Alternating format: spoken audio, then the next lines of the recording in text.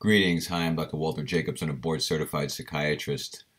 Okay, so it looks like today, when I'm recording this, this is sort of the day of the potential North Korean missile crisis. North Korea is having their special celebration and shooting off missiles and celebratory explosions, and they may set off an underground nuclear device of some sort to test it out or whatever. And Trump has said, "You try that, we're going to, we're going to attack you." And so it's a very tense weekend, a very tense day today for many people, concerned about the fact that there may be two powerful people with, very big egos, and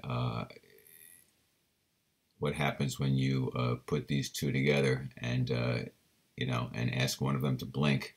It may not go well. So that's the concern. It may not go well. So yeah, so my point here to you is, because this is really all about changing your mind. This isn't about socio-political events. This is about how they reflect upon us, how the choices we make in the bigger world, in the macrocosm, how we can learn from that in the microcosm. My general feeling is, it's not smart to provoke a crazy person. It's not smart to provoke somebody who you believe is irrational and unpredictable and angry and impulsive. Not good to poke a stick at that person. So so in this case of Trump poking a stick at the North Korean guy, poking a stick at Trump, saying nah, yeah, having a pissing contest. Something stupid and reckless and and bad can happen. And they talk about unintended consequences. You got to really be careful if you're going to get your face in somebody who's got a lot of attitude and aggression and power, the power to hurt you.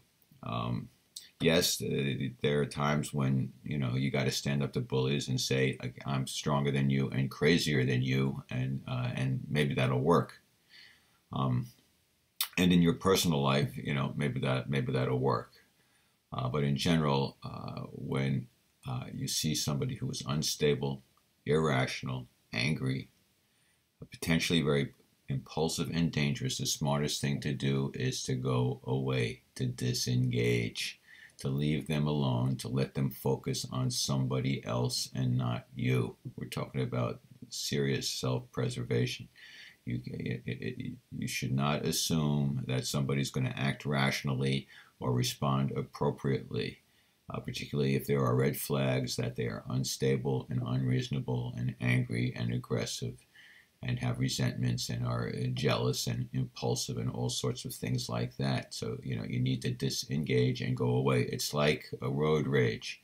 If you accidentally cut somebody off and then suddenly they're tailgating you and flashing brights at you and this and that, you have a choice. You can either slow down and get into a again, a pissing match, and he started, I'm going to provoke him back, we're going to follow each other home, make a big stink. Somebody easily can get hurt. You're better off just going away. Let the guy go away. Get into another lane, slow down, get off the freeway if you need to. Let the guy go away and focus on somebody else. It's much smarter. Take your ego out of the equation. That's when people get hurt. That's when people get hurt, when their ego blinds them from the smartest thing to do. Remember, they often say, there is that expression, discretion is the better part of valor, right? Go away to come back and fight another day, right? If you're going to fight a losing battle, and you know it from the get-go, not smart.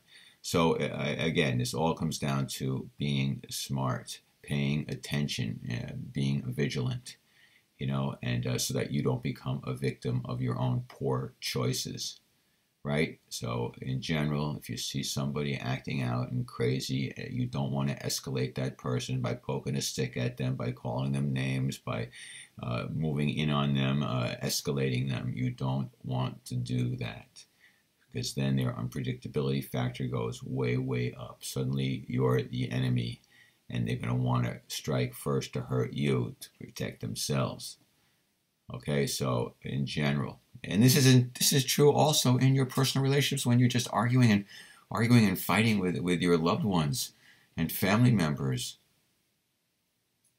It's the same it's the same premise. If you're one of your family members is screaming and is irrational and is calling you names, etc. There's no effective communication there. Disengage, go away. Don't escalate that person. Don't escalate it into possibly physical violence. Leave them alone. Go away. Say, obviously this is not a good time to talk. So let's reconvene this conversation, this discussion, this disagreement later when both of us have cooled down a bit. You disengage if you're fighting and screaming at each other. That's not effective use of your time. That's not effective communication. Disengage. Right. Okay. See you next time.